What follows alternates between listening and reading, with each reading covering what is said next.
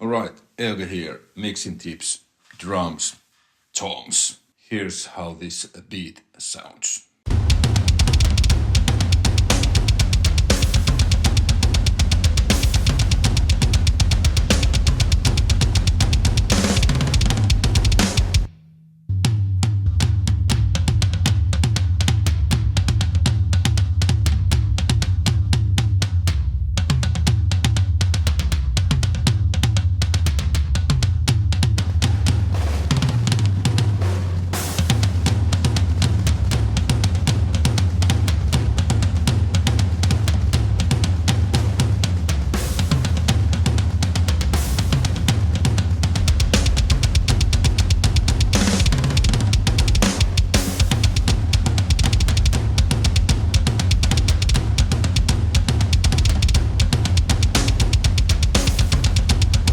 Alright, cool. As you heard, there was toms, and then part of the tom sounds came from the overheads, part came from the ambience mics, and then I used 3 different reverbs.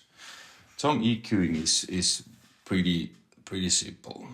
Let me show you. Let's use this one, the third tone that I guess was played the most in this beat.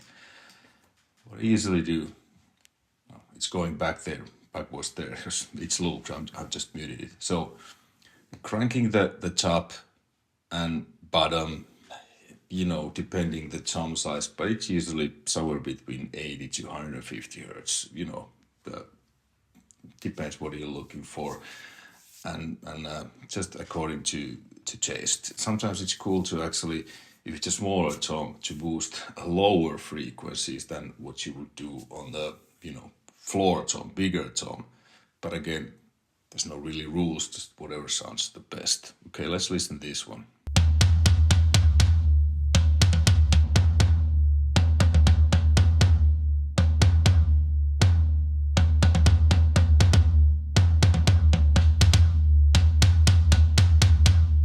So 8K.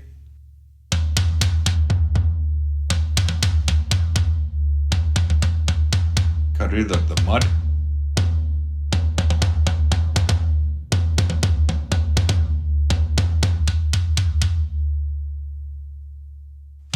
With this one you can really change the sound of that. This is really modern, kind of really Paul style.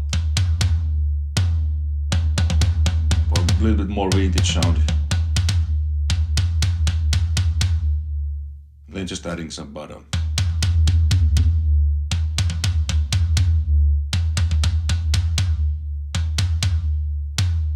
You can change the EQ. This is much more sharper. Can push more. And bell or a shelf. You get a different sound.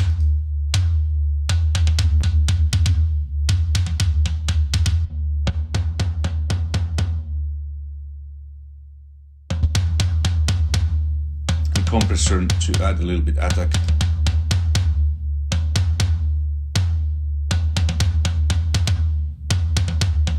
EQ is pre-compressor, checking out a little bit of the lows. That's pretty much it. The toms. At bottom, however you want it to, you know, how much or less you want. Cut the boxiness, depending what kind of drum sound you're looking for. Really modern sound, you can cut more, and you know, from a little bit more quote-unquote vintage, you don't cut that much more. But usually what I do, I always cut around here, because that's just the cardboard frequency.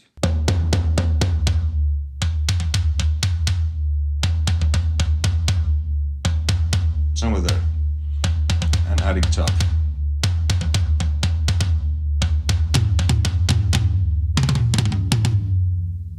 Let's check out the other EQs.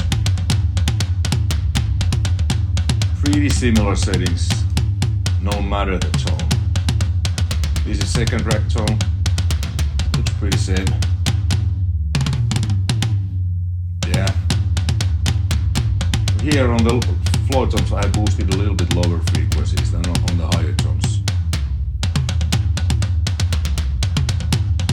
Compression, usually I go between 2 and 5 ratio. slow attack, fast release, threshold, whatever needed. Usually I go maximum 6 dB.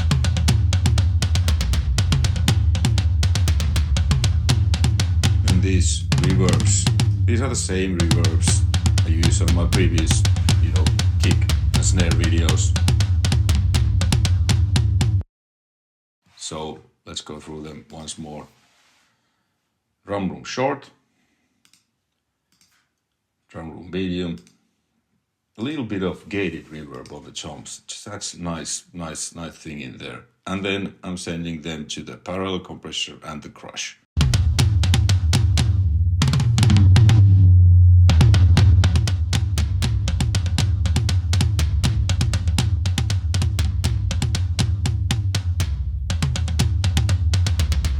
This is just more fatness with the fat zone.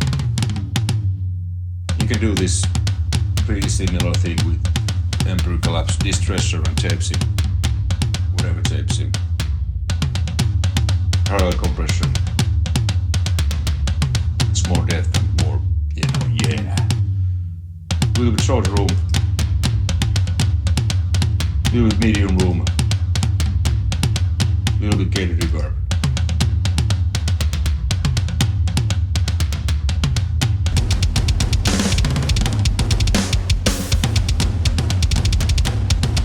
A lot of the sound comes from these ambience mics, which I've crushed them.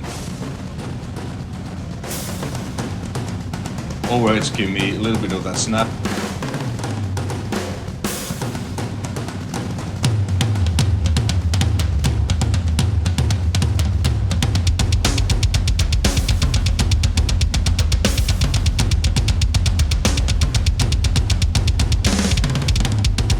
And as you can see, I haven't gated these. I will show you what I always do. So you don't necessarily need to gate because of gating, but maybe just using as an effect, which I didn't do on this one. Alright, so this is a Swedish fantastic band called Sturbhouse. This is one of their forthcoming singles that I have mixed. I will mix the whole album later this year. So what I've done here, I've already consolidated, bounce these tracks in place with this. So what I do, okay, there's the tom part. I do this. Then I add a little fade in. Sometimes you need to hone in even more. And then, okay, let's listen where there's cymbal. Here. So I'm cutting here because I don't want the cymbals to the toms. I've obviously done this, but I'm just showing it to you. Okay, so now I have the toms here. The reason I do this because I'm boosting a lot of 8K. The usual what I just showed you here. If there would be those cymbal hits on these tom tracks, they will be extremely loud. So I do this.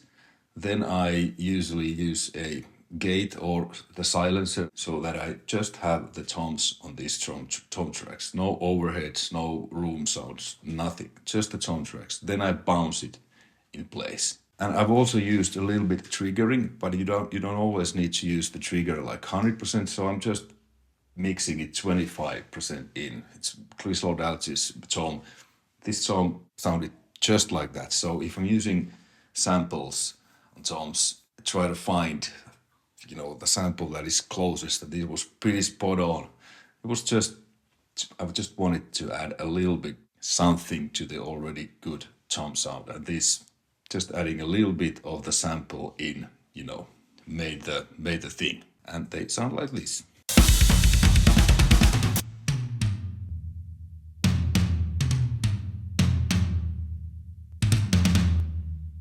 So as you hear, there's nothing else but the toms, because like I said, I used the silencer, the SSL gate, then consolidated these, and then, when the mix was almost done, I was like, I'm gonna add a little bit triggering to make them sound even a bit more better.